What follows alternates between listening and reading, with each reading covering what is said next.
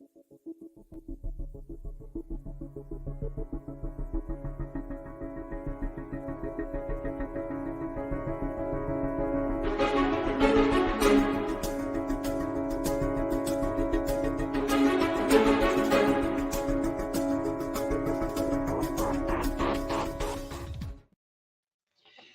ever had one of those days when everything just kind of goes fuzzy?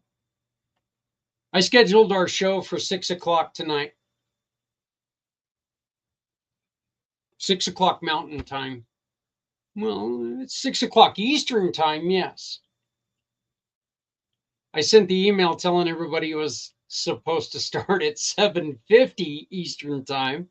So I completely screwed everything up. So everybody, Zach Clayton, Community Pay It Forward, Community Dare to Care, and the PAC channels, welcome to Footprints Forward. Our guests will be joining us in a second. They are scrambling, trying to make up for me and my ridiculousness. We have wonderful news, but I can't announce it yet.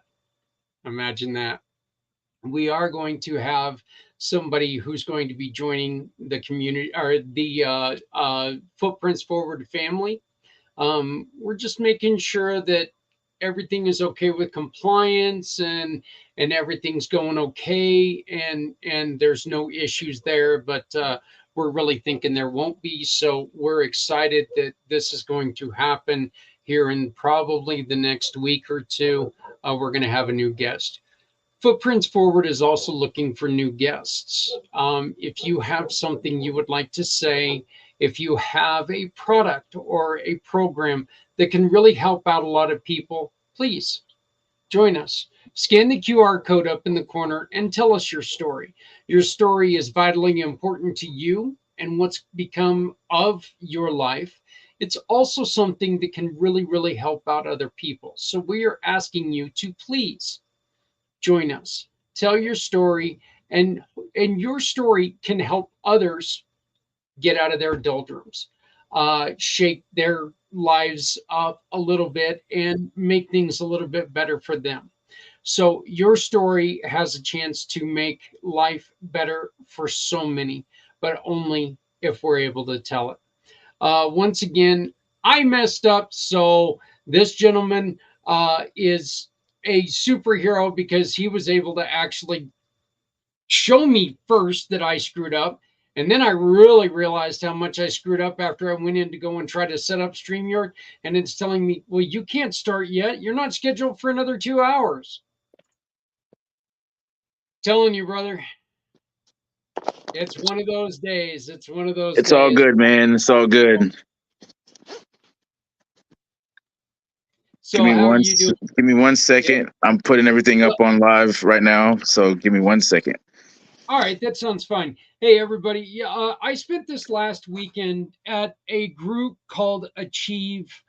And I'm going to tell you something. If you are looking to build your business, contact me. This is a fantastic group when you feel like you're stuck at building your business. This is a great group of people to talk to. And I know that we're going to be working together quite a bit more.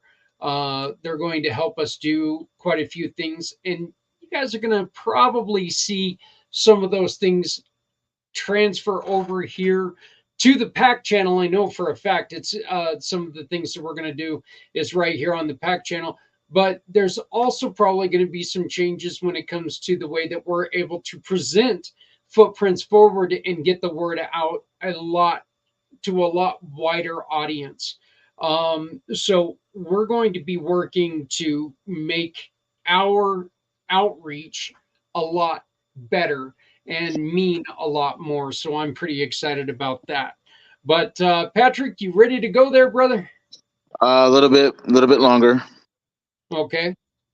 One more thing, I'd like to once again say, hey, please, the QR code over there in the corner, if you have a story to tell, please hop on that QR code and come and join us. You can tell your story. and you can talk to people about what you were able to do, and you can help some other people out through the difficulties they're having.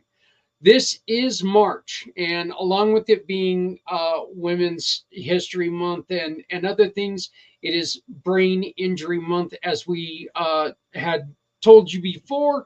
And we have a special program going on here on the PAC channel. Here's a little information about that.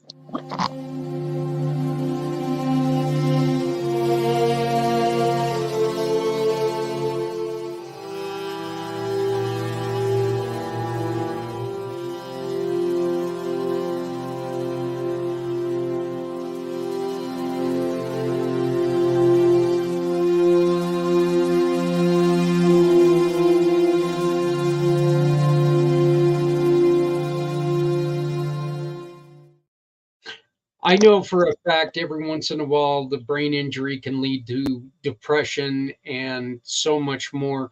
So we invite you to please come on and tell that story as well. It can also take and help you get the information out there that maybe you need to spread to other people around you. That if you're afraid to talk to them on a one-on-one, this is a chance for you to actually talk to them kind of in a group setting. We can even form questions and lead questions into a different way. So Patrick, why don't you tell us a little bit about yourself, my brother? Uh-oh, he's frozen up on us, or I'm frozen up on him, one of the two. All right, can you see me now? Are we there? There we go. Yep. Okay. Got you now. So my name is Patrick Myers. I'm the founder of Call Edge Global, and let me lower this down a little bit, man, so I don't like a talking head. So what I do is I connect communities and resources together globally.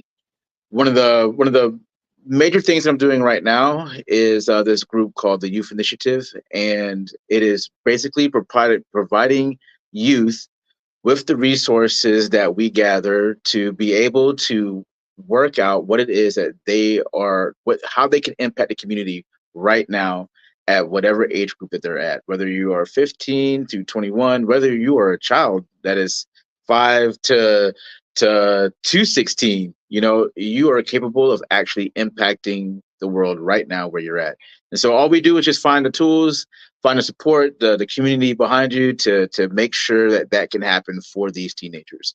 And so right now, this group, one of the ones that we found, is called the Roots in White House, Tennessee. They are actually creating a program right now to go into one of the elderly communities right now, and create a program where the elderly are actually going to be the ones that are going to be part of helping creating the program for them. And so it's based on the concept of asset-based community development, and where your community is your greatest asset. And also I do a men's podcast and connect men's groups together and men around the country together for a greater goal of serving Christ in His kingdom. Those are just two of the things that I do. There's so many more. If you want to check it out, there will be I'll put my card in the description. Oh, actually, my card's right here. So if you look got up it in there already. the Popple hashtag, you can see the different podcasts and ministries, and there are actually more ministries being built right now. So there's more to be added. So that's what I do. Patrick, one of the things that you and I have talked about is before, and while we're waiting for our guest to take and deal with my mess up, we'll go ahead and mention this. You were talking about the youth ministries, something that we did with the hockey team a couple weeks ago that I found very useful is that we ask kids to tell us what they can do right now to make a difference in their community, to help someone out in their community. These kids are looking at things from youthful eyes, where you and we've dealt with a lot of the burnout, and we've dealt with a lot of problems. We've built up our, there's really no other ways to say it, but we've built our guard We put up our walls, and they're hard to bring down sometimes. Seeing the world in that youthful eye every once in a while is so fantastic, isn't it? You know, seeing the energy of these kids and seeing them not know that there's difficulties in their way. They're ready to run at this and they think they can change the world. And you know what? They're right. They can. They just have to do it a little bit. Um, when it comes to that, I think we all can take a page out of things, right? So, Mhm. um, as people, the older you get, like, and like the more jaded you get with the world and stuff like that, and the more the world tries to tell you who you are, a lot of reasons why we don't, why youth is so preyed upon by society, schools, curriculums, people, whatever, institutions, whatever, it's because we all know that like children and youth ability to think outside of what the world wants them to think, um, is a very powerful tool. And I've seen it time and time again. You know, one of the things that I'm really fascinated about is this is called the Montessori school, the Montessori schools, and um, and the way that they train things and stuff like that, which trains the kid to be independent and think independently and use resources independently. And these kids go on to just think of the world and operate in the world in a way that just most people are not capable of doing. And um, what this is designed to do is help kids to understand that, well, me personally, I believe that your identity is shaped by God, right? Once you understand who God is, you start to understand who you are. That's a personal belief of mine, and it changed the fabric of everything I do, which is why I'm able to do what I do, because I know who my God is, and because I know who my God is, I know what kind of son. I know that, I just need to be a good son to that father, and with my identity being freed in that way, I don't have to be a good father. I have to be a good son. I don't have to be a good um husband. I don't have to be all these things that we put these pressures on ourselves to be. I'll be those things if I understand that my identity is in God and Christ, and which just frees me actually to become and to constantly keep becoming and to think outside the box, to not let the way the world thinks or other people think influence my path and my direction and my destiny. And so you want to give that same tool to youth. That's why everything in their lives is trying to claim and speak into them and tell them what their destinies are supposed to be. When God, the one who gave you breath, let your heart breathe, let your heart beat, is the author of that. And a lot of times we're arrogant to believe that that's not true, even though you have no control over your life and death. So somebody's in control of it. So give it back to that person. And when you see kids start to when you see youth really grab a hold on to who they are, not what their parents tell you, not what your school's telling you, but what God tells you. Like what a person can become is absolutely astronomical, because there's a true freedom that allows you to create, that allows you to have faith in areas that you there's a verse in the Bible that says faith is the substance of things hoped for, the evidence of things not seen. And a lot of times we don't understand, like, faith is literally believing in the invisible. And anything that has ever been created on this planet has been an invisible thought. Your iPhone, the thing that you use, everything in that room that's around you, your shirt, your hat, your glasses, everything around you was a thought. And then that thought became this thing where someone like, I wonder if I could. And then you had all these other people that thought that person was crazy. And then next thing you know, there's an iPhone, there's a computer, there's a shirt that's made out of rayon instead of cotton, whatever it is that you can think of, glasses that you can put on your face and see clearly, glasses you can put on your eyeballs. These are all things where somebody was like, I wonder if. And the thing is, but when you can do that through, when you can have that kind of thought process through, filtered through the one that has actually created you, the impact on the world for good is on another level. The impact to change things that have been set wrong is astronomical, man. A lot of what's going on in the world today, the things that are harming our nation and harming our kids, harming our people, man, is literally because of it. I don't know why I'm saying this right now, but I got to. Sorry, not sorry. Um, that's why it's so important, because right now I'm seeing youth die, commit suicide, be in anxiety and depression on levels that we all know it's happening, but none of us know what to do. And it's all because we're separated from our source, which is God, our creator. Because we're separated from our source, it's just like a fish out of water. A source for a fish is in water. All sea life is in water. So you take it out, and they can't survive outside of it. You take a tree out of its source, which is the ground, you take plants and all that comes up out of the ground, then they can't survive. They might survive for a while in other environments a little bit, but they truly can't thrive. And we are the same way. And when you have kids and you have youth and you have people that start to operate um, um, from their source, um, it starts to actually naturally start to be able to fix the things that around it that's not connected to that source, that same source. It's what happens, and you see it time and time again. Um, and that's why it's important to do the things that we're doing. That's why it's important to give the kids the tools.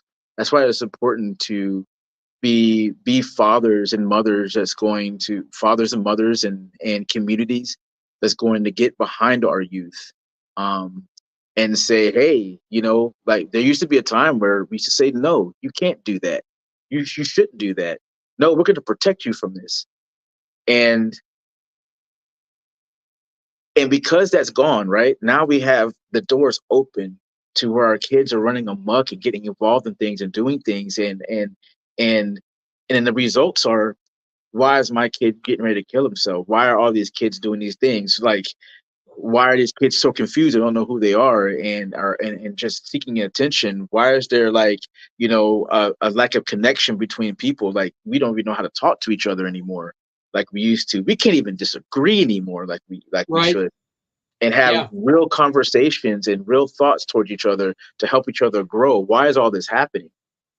And we keep saying it's broken, and we keep blaming the youth, and we're the problem. We're the problem. All of us as adults that keep looking at these youth like they're the problem.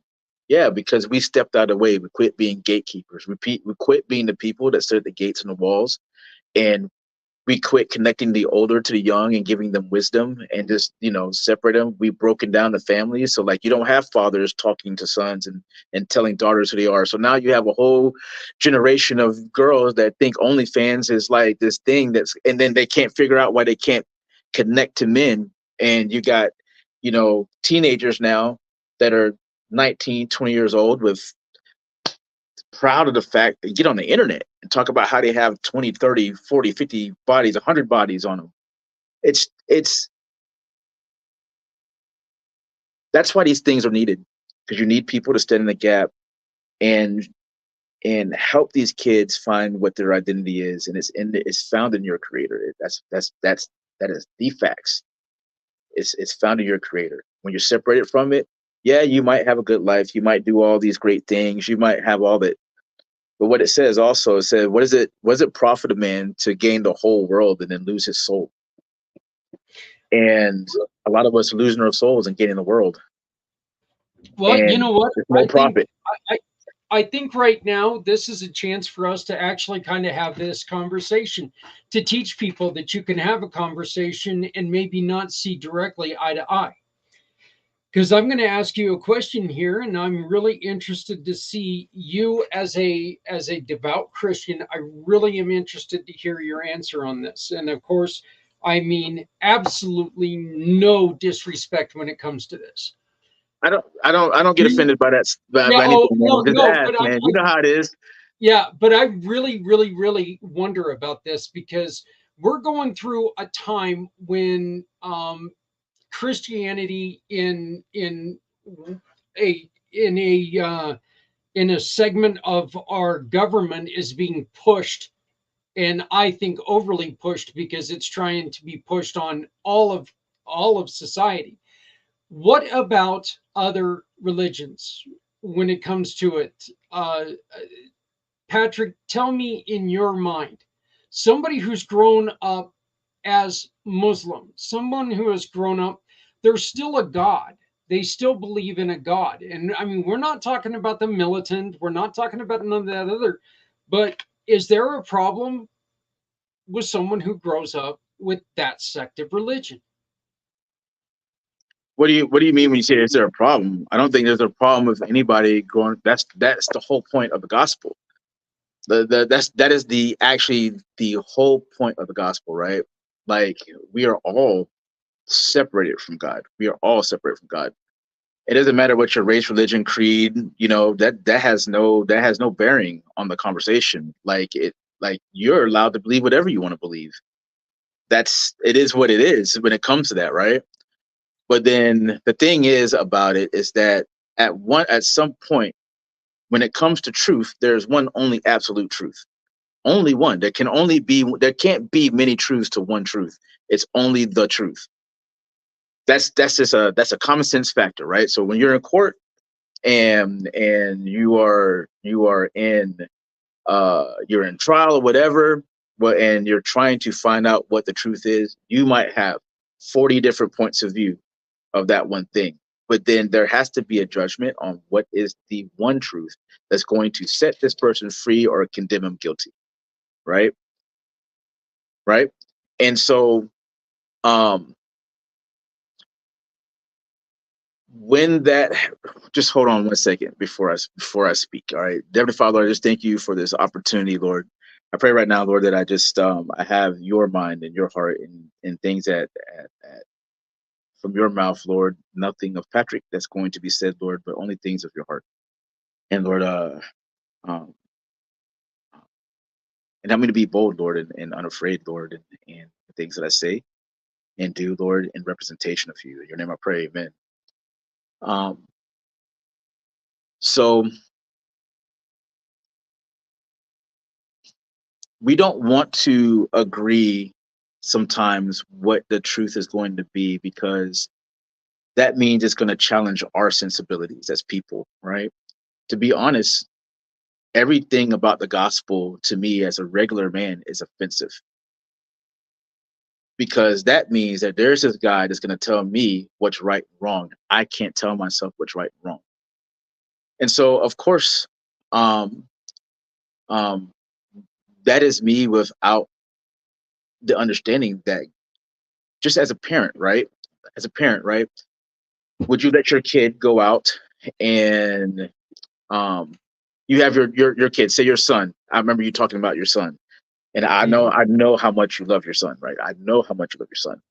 But would you have ever let your kid play in the front yard where if you had a street that was full of traffic, would you just let him go and play in the front yard when he's 2, 3 years old, 4 years old, and with no fence, with no supervision whatsoever, and just let him just go in the front yard where all this traffic and there's like, you know, uh, you hear in the news there's coyotes in the neighborhood and all that kind of stuff. Would you just let him go out there and not put a fence up? What would you do? Oh no, no, no. Very, very protective of my children, both Mm, of my boys. I was, I where as they get a little bit older, I take in and it became to where I would no longer restrict their decisions. I would just tell them You guide You them. know, think of the consequences. Do what you're going to do because you know what? They're going to do it anyway. Hmm. But think of the consequences and Well, make a judgment on that. well, see, God does the same exact thing, but just like a teenager, when you're a teenager and your dad is telling you, like, hey man, this friend is not good for you, and you don't know him, or you got that girl, that you like, and your dad's like, man, she's trouble, brother. Like, don't like you don't know her. I love her. Blah blah blah blah blah. This is the way we are. This is the way we I are with married a couple of those ones.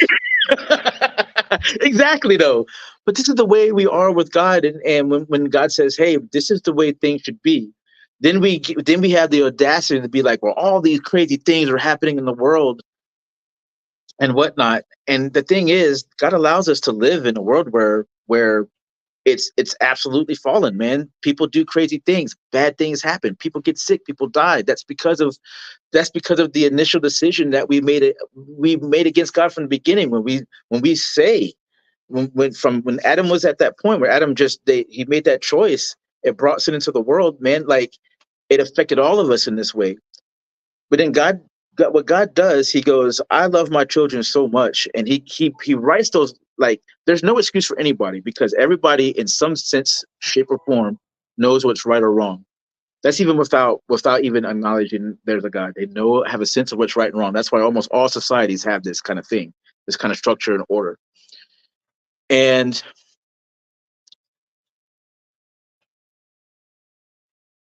if we take it outside of the context of, like, well, we have all these different religions. The thing is, like, you say I'm a devout Christian. No, I am a follower of God. I'm a follower of Christ, right? Right. Because there's a lot of Christians out there that don't follow God. They don't follow Christ. They do exactly what the world does, and everything that, they cuss, smoke, they do all the same exact things that the world does. When God says, if you love me, you'll follow me and keep my commandments. Well, to be a good son, right? To you, like, you're going to allow your son to have his free will and his choices to do whatever he wants to do. But you're always going to tell him, this is what you should do. This is the right thing to do. This is, if you want to have a better relationship with me, son, like, this is how you can listen and whatever. But then you have the time where you're rebellious against your father, you don't listen, the relationship is not there, right? You don't even have one at sometimes, right?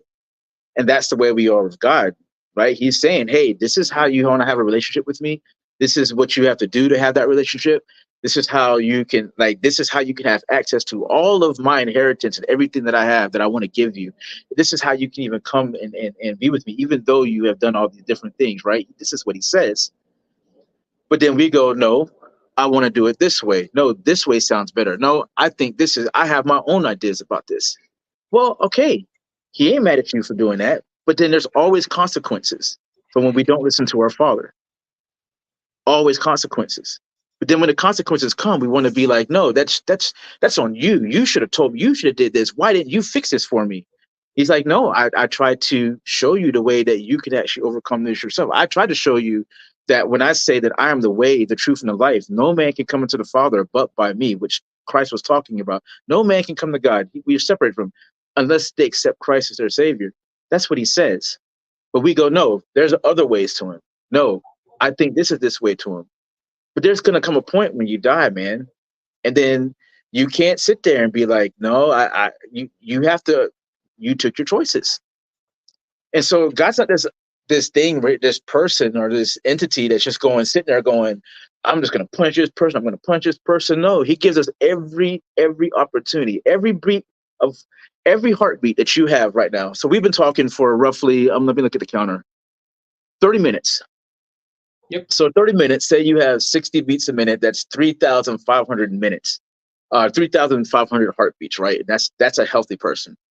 That's 3,500 times where God has been to every person that is listening to this right now. Hey, that's my heartbeat that I've given you. That's my breath that you're breathing. Acknowledge me and give it back to me. I love you. All I want to do is have a relationship with you. That's 3,000. And this is, I'm going to even break it down even crazier to you.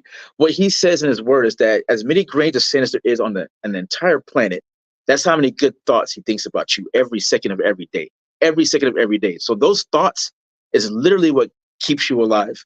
And the only way I can say this with boldness is because I died, and I was at that point of eternity where I was getting ready to meet my creator.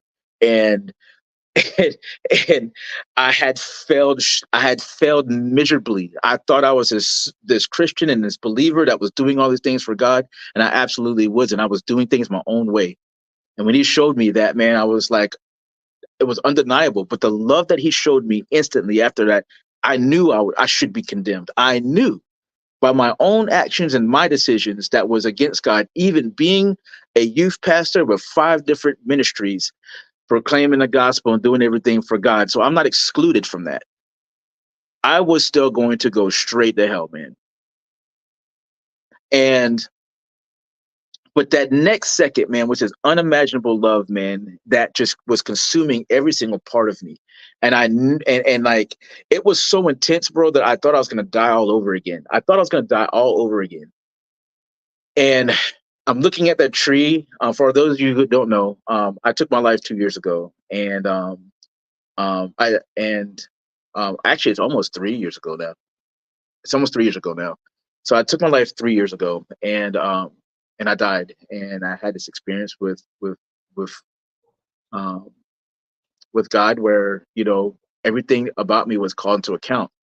You know, all the lies we tell ourselves, all the things that we try to justify, all the things where I was just like, I'm okay with God and stuff like that. But then I knew the truth in my soul, in my very being, that I was actually going against a holy God, an infinite thing that I can't even quantify, an infinite being that I can't quantify myself, but it's absolutely real. If you take a look around you, you have to be a fool to be like, there was not a creator of this. If you can believe that your hat on your head, that you've never seen the hat person that made the hat, that stitched it, that whatever, and you can believe there's a hat maker, you I'm sure can believe that a person that is made with 5 different systems, that if one of those systems was to fail, would completely, you couldn't exist.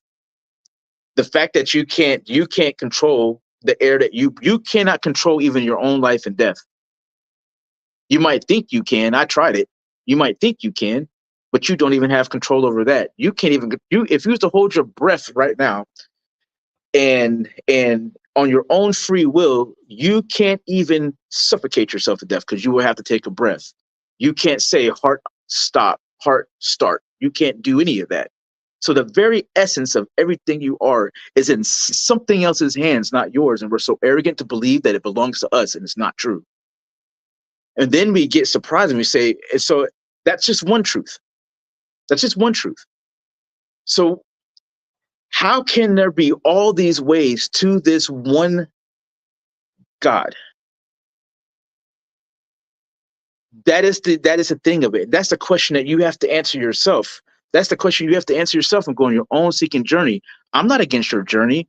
I'm not saying that right now. I'm just telling you from a man that's died and was there, that like, my life has when I accepted the fact that there is one true God, and that Jesus was my savior, and that he died, buried, rose again for my sins, that he sent his son, no matter how terrible I was as a person. That is the only religion on this earth that goes, I paid for everything that you did, past, present, and future. And the only thing I want to do is give you this free gift. You don't have to do anything for it. You can't do anything for it. There's nothing that you do except for just accept the fact that I love you that much. The only one that does that. That is a truth that is so hard to believe, because we as human beings think that we have to do something. We believe that we want things to be in our control, and salvation is completely out of our control. It's completely out of our control. So my question for you then, Patrick, is there a religion that is wrong? Is Muslim, in your Christian eyes? No. I want to correct that real quick. it's not in my Christian eyes. It's this thing called um I'm a believer. I'm a Christ follower. And so if you want to say that's a Christian, then that's if I'm identified, but it's not in my Christian eyes. It's in the eyes of God, my brother. It's not in my Christian eyes. It's not, I have no judgment here or there apart from that. This is what God has said and has done. And whether we want to accept it or not and want to be like all this other stuff, and if there's just one religion, because people want to get into that, no, it's a simple thing. I am the way, I am the truth, I am the life. No man can come into the Father but by me. That doesn't matter what your religion is. There's a lot of Christians out there, Christians that are going straight to hell because of their Well, I don't. religion. Yeah. There's I'm no doubt. gonna be real with you. So there is no one religion. There is only one God and one Savior that says He is the way, the truth, and the life. No man come to the Father but by Him, because He is the truth, He is the way, He is the life. And so that's the only way we get to truly live. We all we all we are spiritual beings living an earthly experience. We all know there's just so much more to us than just these bodies. And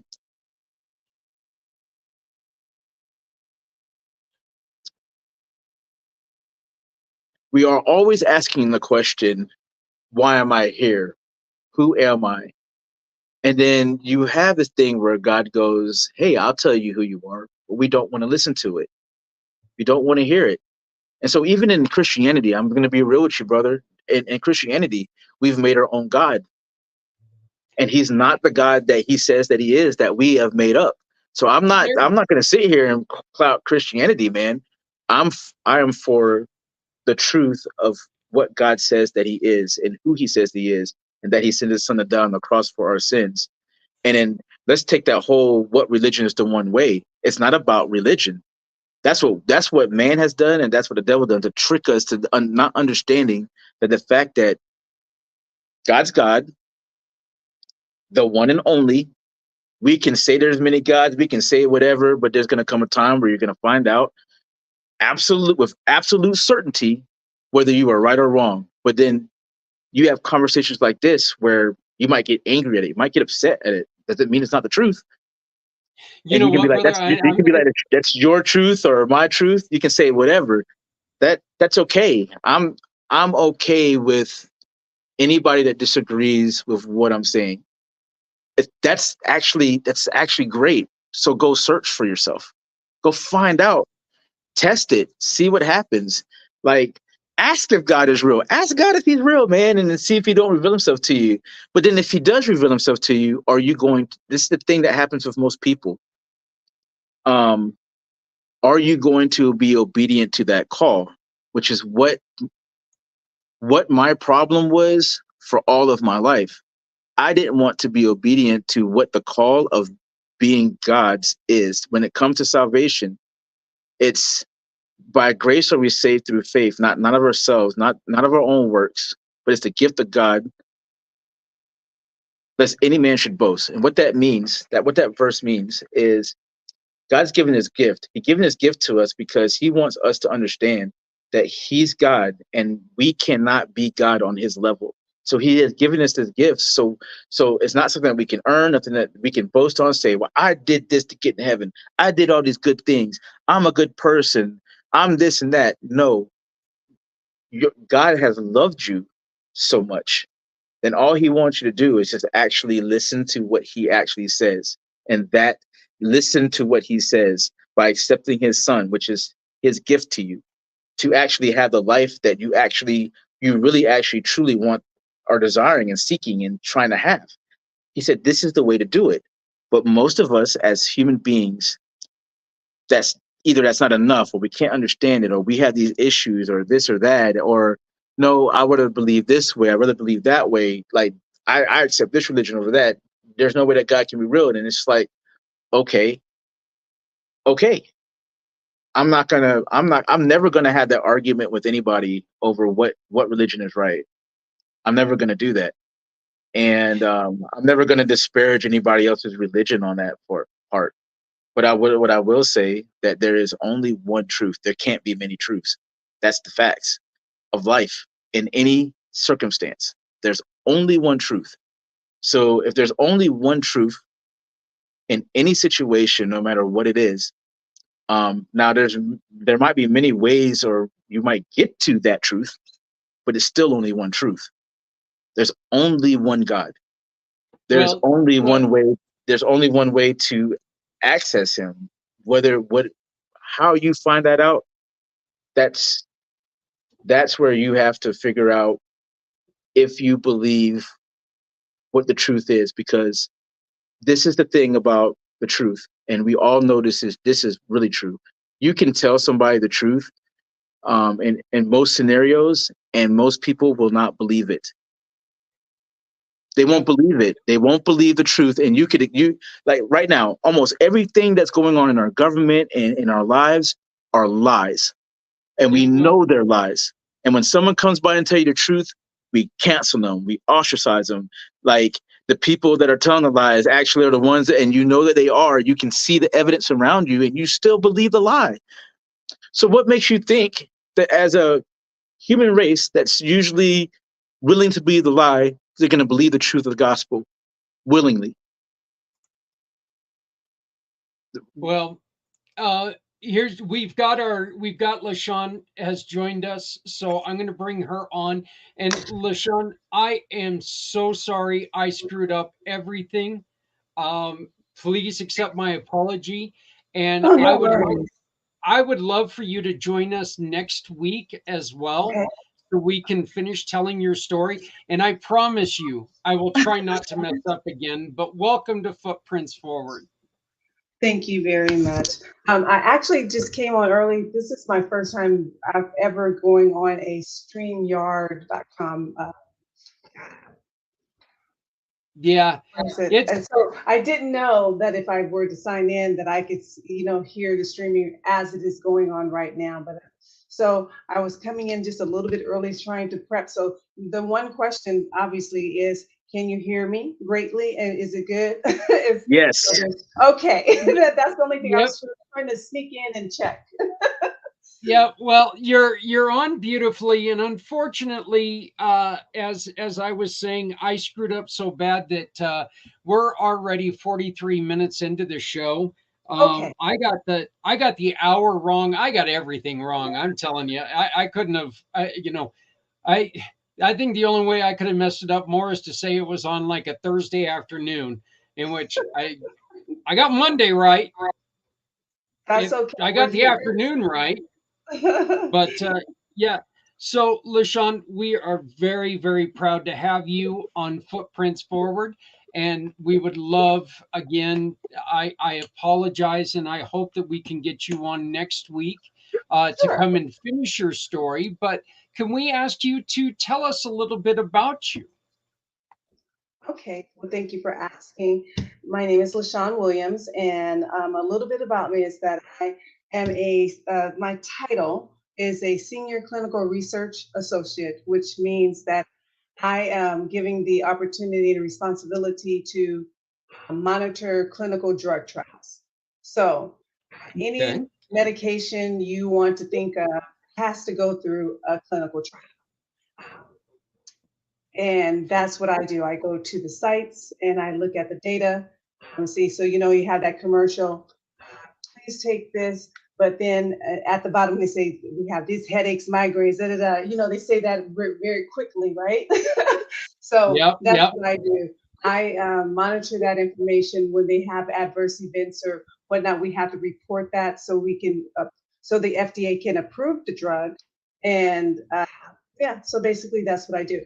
What I have done out of my heart, because I really, you know, doing this in this field for a long time, I see the need to assist in or get some more work into diversity in clinical trials.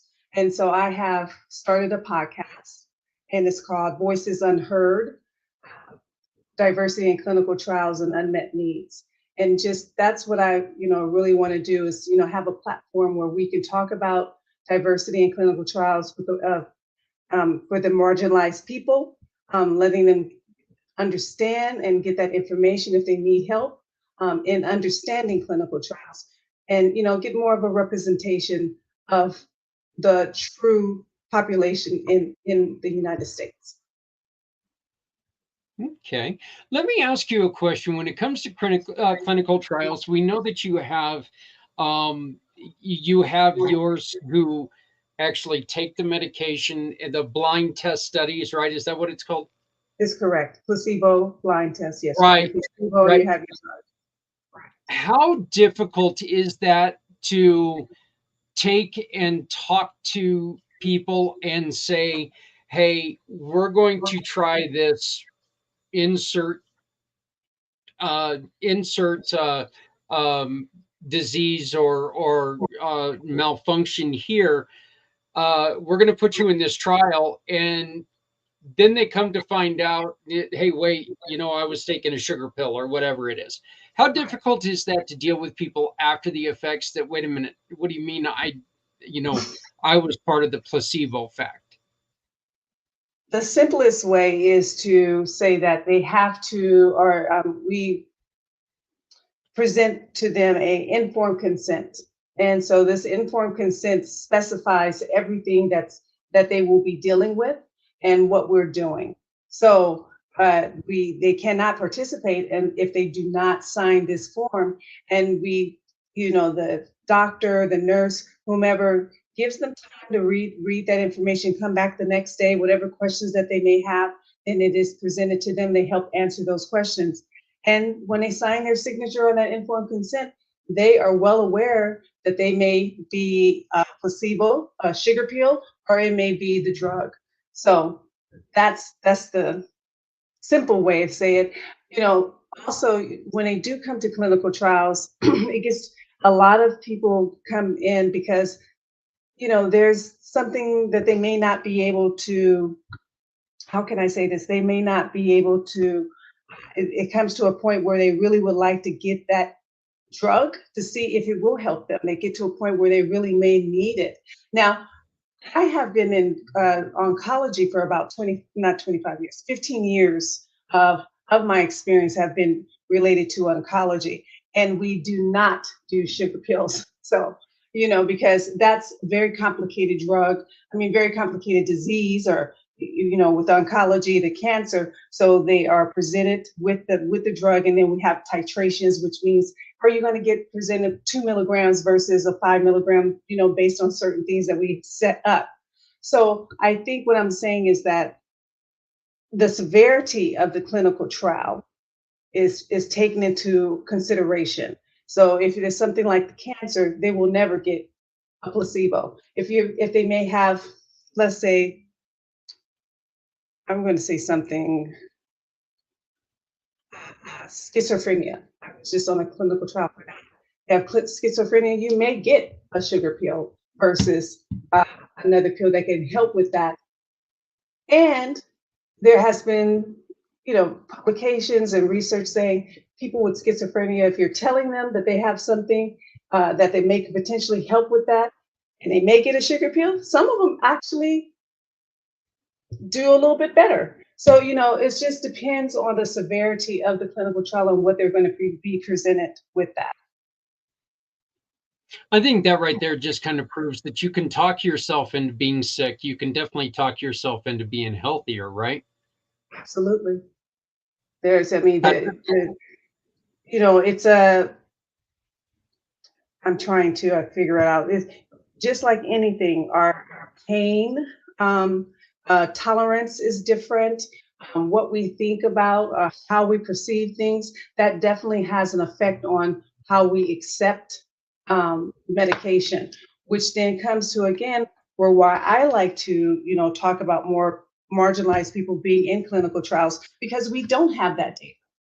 We don't have the data of how these certain different drugs are affecting them, because genetically we are different in certain ways and predisposition. And we only have data from a larger population, and I would just say Caucasian population, 67% males, then it's kind of hard to figure out what really will help.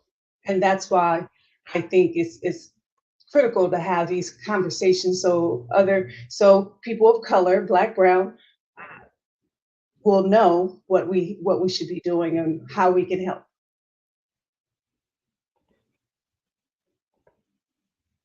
So, um, I personally feel that's like a huge deal. I worked with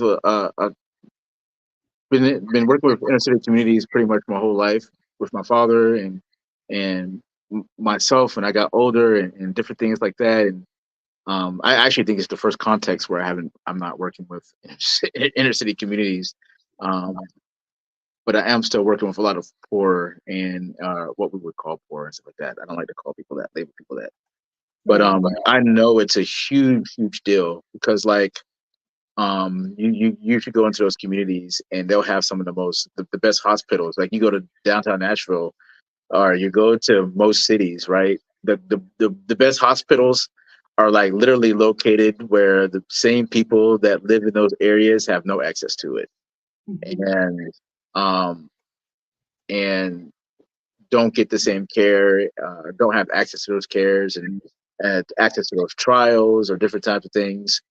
And I really just we were talking before when we had our pre-interview, just like so excited to hear even more about what it is that you do and the opportunities that are afforded, um, and um, what we can learn as a community as a whole. It's not just even for um, people that are not part of those communities, that can be part of the problem in solving this too. Um, um, it's just so great, like the work that you're doing with this, and um, I know it has a big impact. I know it has a big impact. I got my mother, myself, my family. It's usually like we don't a lot of times in society we don't understand that there are separations in things, and or we don't want to admit it, or we don't want to, like, when people tell you those things, they're like, oh, that's not true. You don't want to believe it's true. But it's really true that there's just a lot of disparities when it comes to the medical system and how it works and who it works for. And um, thank you for your work. Thank you for your insights into that. It's absolutely just great Yeah, stuff. you're welcome. I just wanted, maybe I can wait till the next time that I come on, but I think it's very important to maybe to understand my story and how I even got into clinical research. Yeah. And then that would stem from where I am today. So quickly, my goal was to be a doctor, and most importantly, I wanted to be a pediatrician. So I was in a health academy in high school. I crossed my T's, dotted my I's. I did everything I needed to do to help get into college and start on that track. So I got into college, started on that track. I majored in biology and took all my courses, and it was ready to now do the MCATs that would allow you to get into medical school. So I didn't do well on the MCAT, so I was asked to participate into a program at Howard. And I went down there. I participated in a program for about 2 weeks. And the first week was great. They introduced us. We talked about where we're going, what we want to do, and how they can help us get through the MCATs. The second week was that they introduced us to the lab, in which they introduced me to a cadaver. Once I went to the lab, walked in the door, they unveiled the sheet of the cadaver, and I passed. And that is all that I know. And when I woke up, I was nicely handed or presented a ticket back back home, and I was happy for that because once I saw that, I was like, I can't do this, and I was, really distraught. Because I really studied hard, high school, college, and I was ready. I thought at least I was ready, and you don't know until you get into circumstances things that happen. So I got Right. back home. Yeah. I mean, things, you go for, you shoot for the stars and, you don't know where you land. So what happened is that I did get I know I worked for a biotech company when I came back in the medical records. I was told, I just saw some people coming in and out, in and out. And I was just like, what do you do? I asked the lady, and she said, I'm a clinical research associate. Okay, what is that? And she's, the same thing as I explained what they do. And I said, what degree you have to have? Science degree? I can do this. This is not a problem.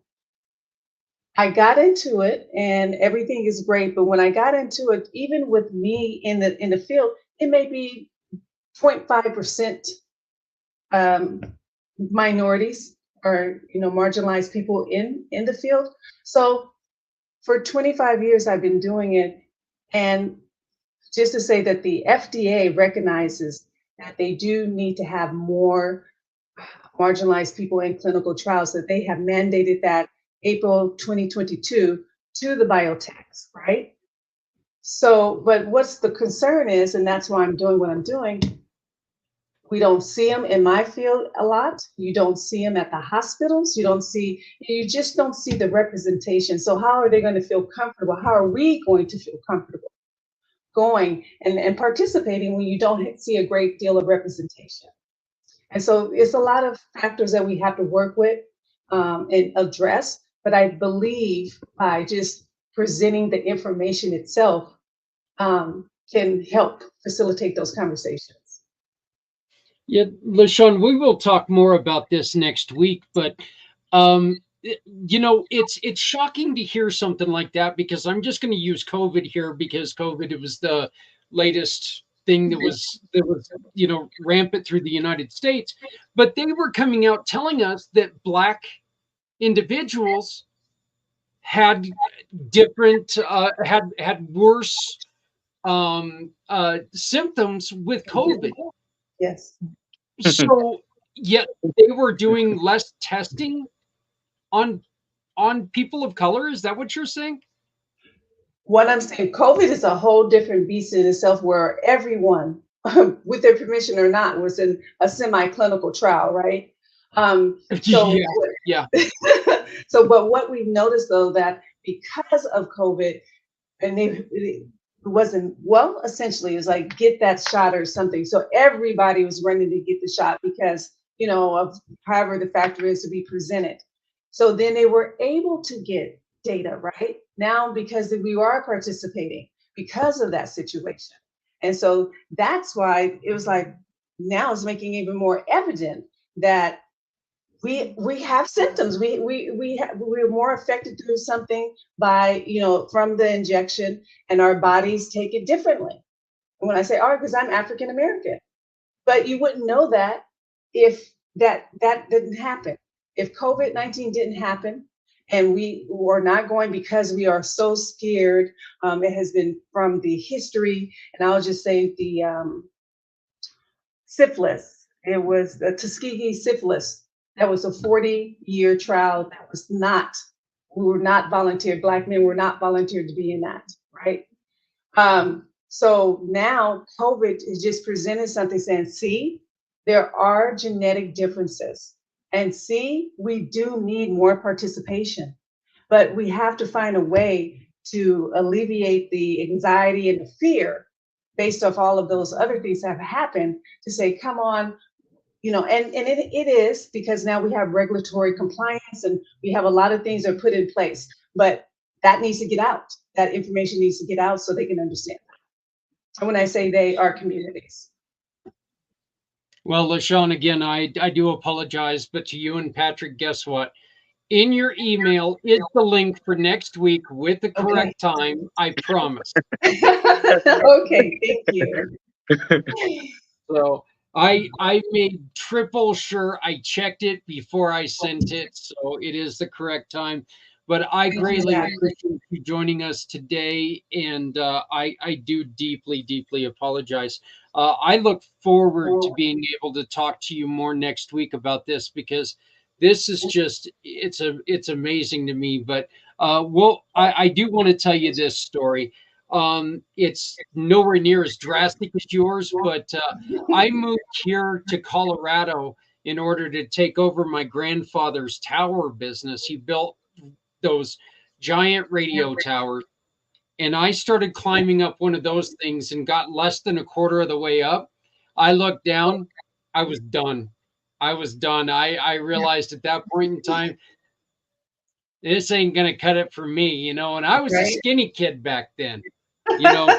But yeah, yeah, I would have loved it, man. you get a quarter. Yeah, I you get up a quarter of one of those things, and it's already doing this, and I was like, oh no, no, no, no. So, Right. and so yeah, I kind of understand your story a little bit.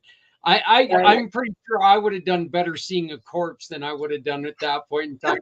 'Cause I held on, and I'm like, I don't even know if I can get down. Right. But Yeah. but I do appreciate you joining us today, and thank you so very much. I look forward to talking to you next week. Thank you. Have All a good right. evening. Bye-bye. You too. Thank you. Goodbye. Wow, that's exciting. I can't wait to finish that out. Yeah, Patrick, I think that it would behoove us to maybe talk about what we were talking about prior a little bit more, maybe on another show, and bring this because I there's a lot of questions I have.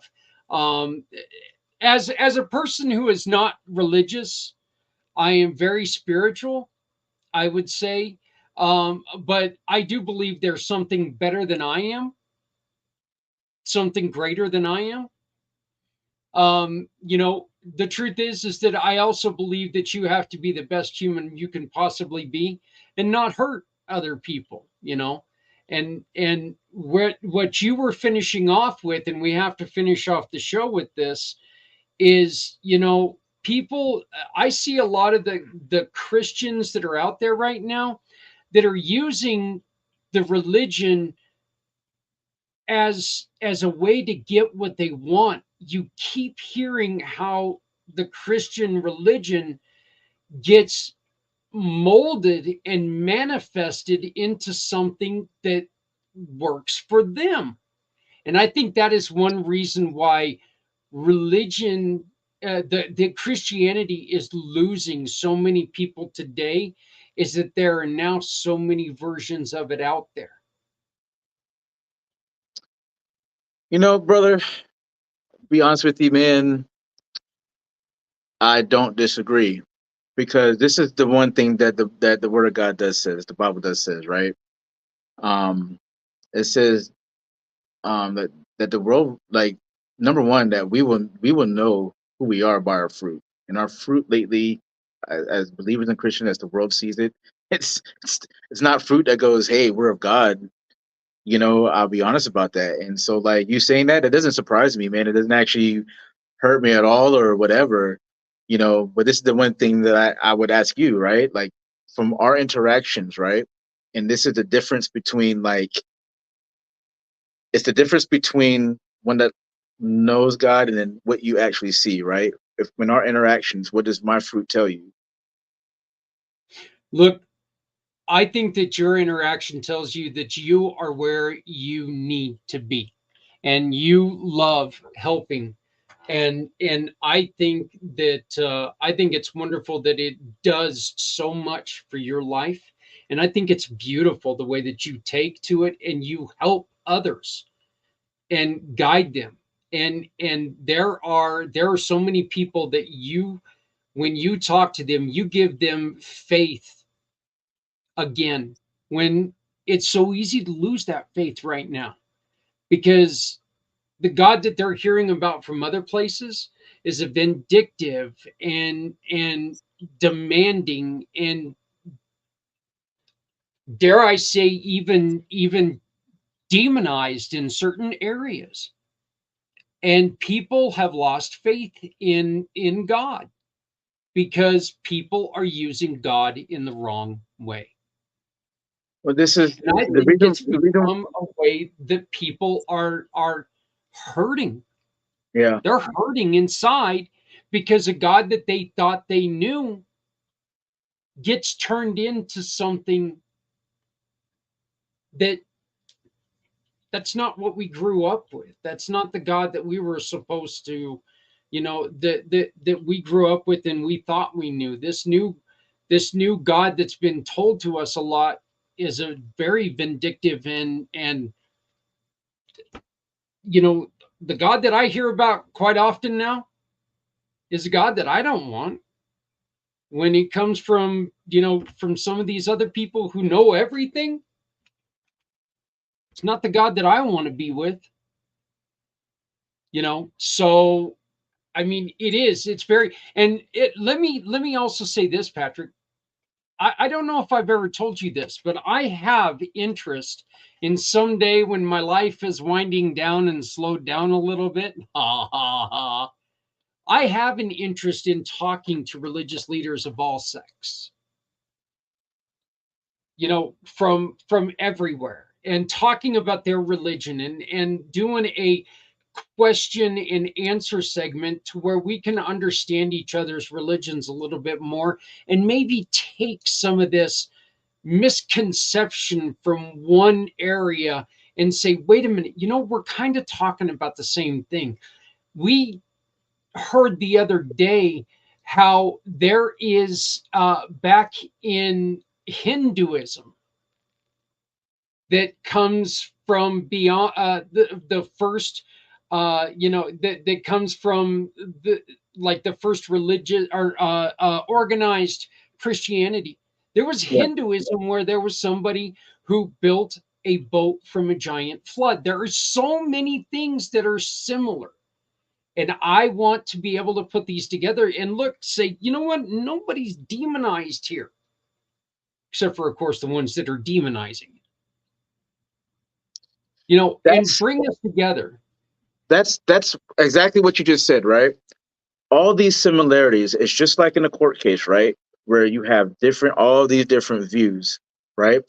I saw this accident this way, you saw this accident this way, I saw this accident this way. You have 10 different people to different stories, right? Right? Now all of them have seen it from this perspective and it is truth to them. That's okay. But at the end of the day, all those stories have to come to this one point where all of them can't be 100% correct. There has to be one truth that comes from all those things, all those Mhm. similarities. There has to be one central thing that is exactly what it is. And and so in that case, it's just like when I was asking you that food question, right? I wasn't asking you that to highlight myself. The thing is actually to explain this is the truth of things, right? That's got it. The only way especially with the way you believe, the way that we are such good friends, right? In the fruit that you see or whatever, it's because of how I allow God to be God in my life. It's not me that you see. It's what it is that I try to be as obedient to what he says, that he puts down, that this is what you should be. And I try to be obedient as possible through that. Do I fail as a man? Absolutely. Oh yeah. Absolutely.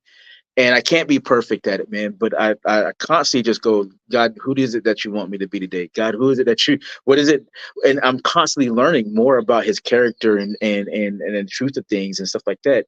And then so the fruit is, when people come around, it gives more hope. When people come around, they want to ask more questions. When people come around, like it's the fruit it is going to actually lift people up. It shouldn't be hurting people and tearing people down. But the thing is, also, I'm also obligated to like not even back down when if it's because sometimes the truth offends because it's the Yeah, truth, very, very right? true. The truth Very true. offends because it's the truth. That's okay. That doesn't mean I need to do it in a way where it's going to be demonizing to people or whatever, or be like. There's no advantage I get. I am a servant of Christ. I don't get an advantage. The only advantage I have is that I am loved by the creator of the universe, and I get at his pleasure, I get to do whatever it is that he asks me to do. That is my life. That is actually how I live Well, my life.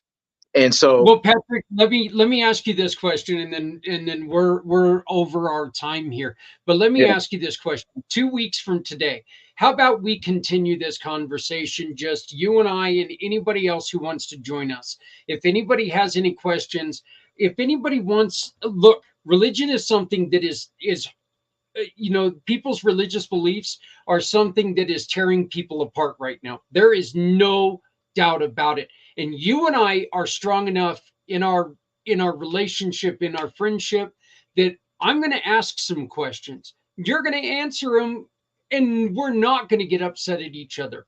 You can ask me questions. I'm not going to get upset about it, because the truth is we know each other and we know our love for other people. And we know that we are here to try to help answer questions that are going to uplift other people. We're not going to demonize this question. And I think it's really important that we continue this conversation, because this is, look, you and I have both sat in bars before in a different life.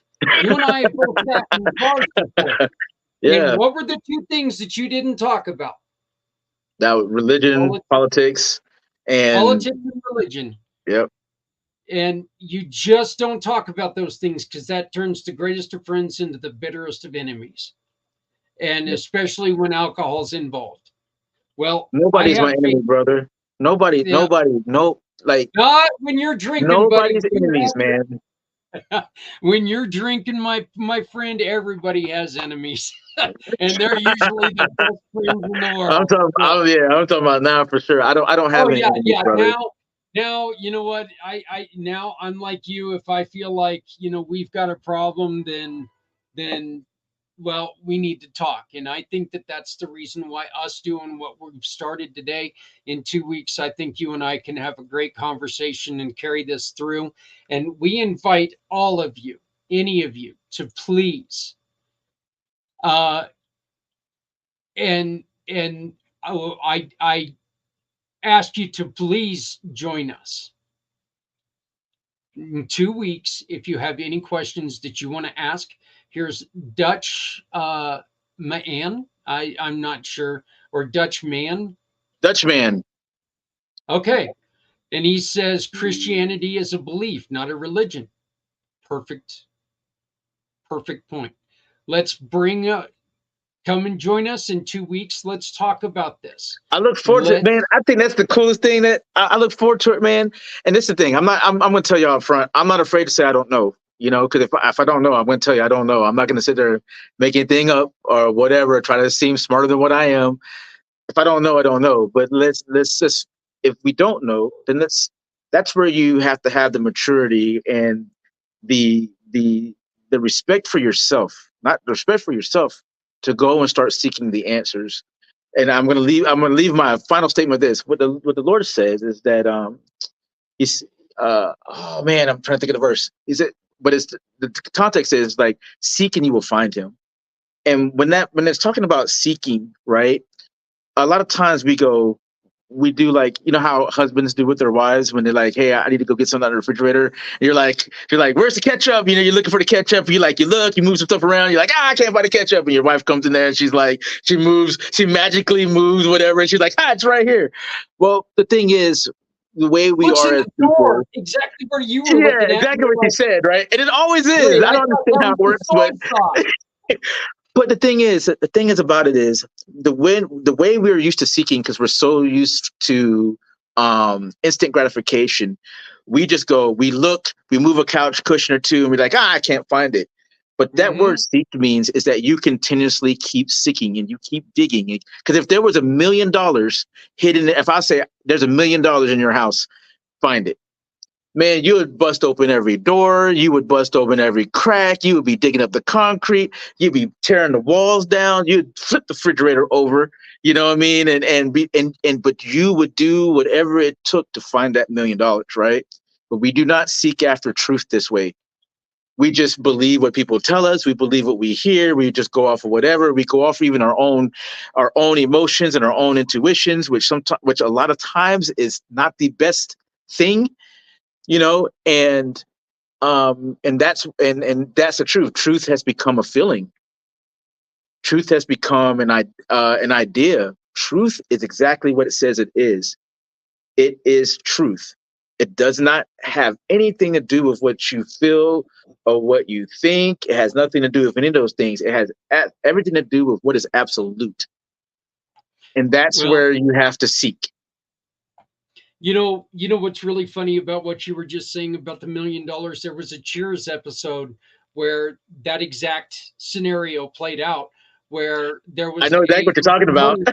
yeah, there was a money belt that he hid, and the group from Cheers turned on each other, and they started ploying, and they started tearing everything apart, and come to find out there was no money belt. Yeah, and it's so funny how that does work. That, look, this is one of those things that we need serious adult conversations about this, and I would trust very, very few people to have this conversation with, but I do trust you, and I look forward to doing this. And So such an honor, in brother.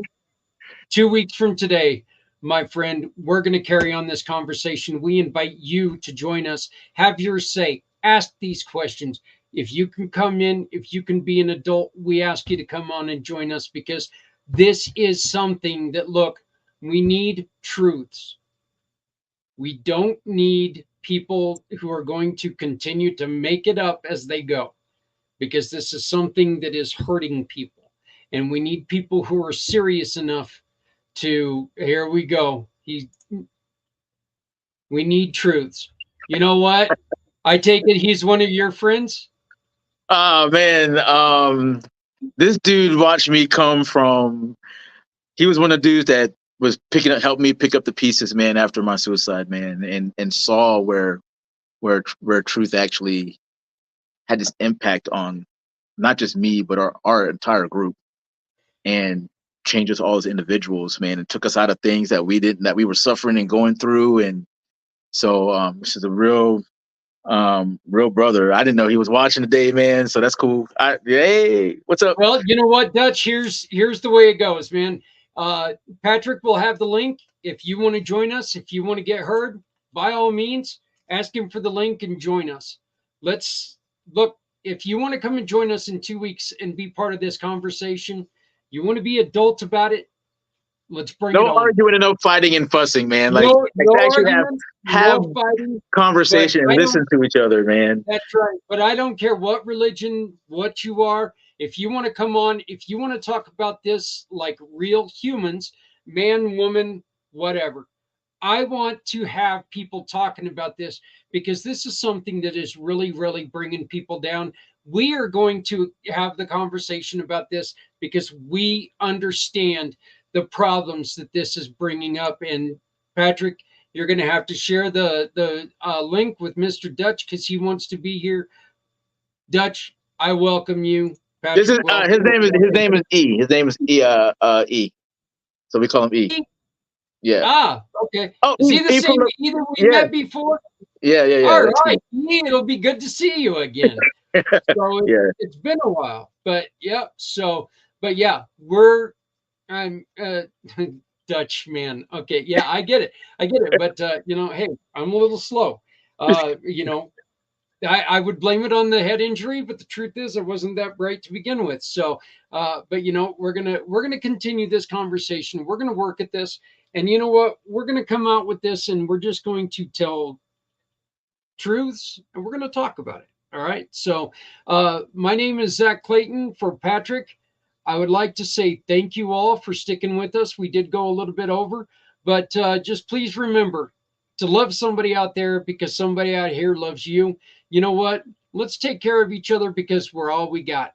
We'll see you next week when we get this right, and LaShawn comes back and talks a little bit about some of the things that she's learned in her journeys, and we will talk in 2 weeks about this conversation. We're going to invite you to come and join us for the conversation. If you want the link, get a hold of Patrick, get a hold of me. We'll invite you to come on and have your say, as long as you can be an adult and talk about this. Let's get this in the open, and let's have the questions answered that you need. But for now, this has been Footprints Forward. Thank you so very much for joining us. Please forgive me for all the mix-ups, but next week, LaShawn will be back. Thank you. Have a great day. Take care of each other, folks. We're all we got.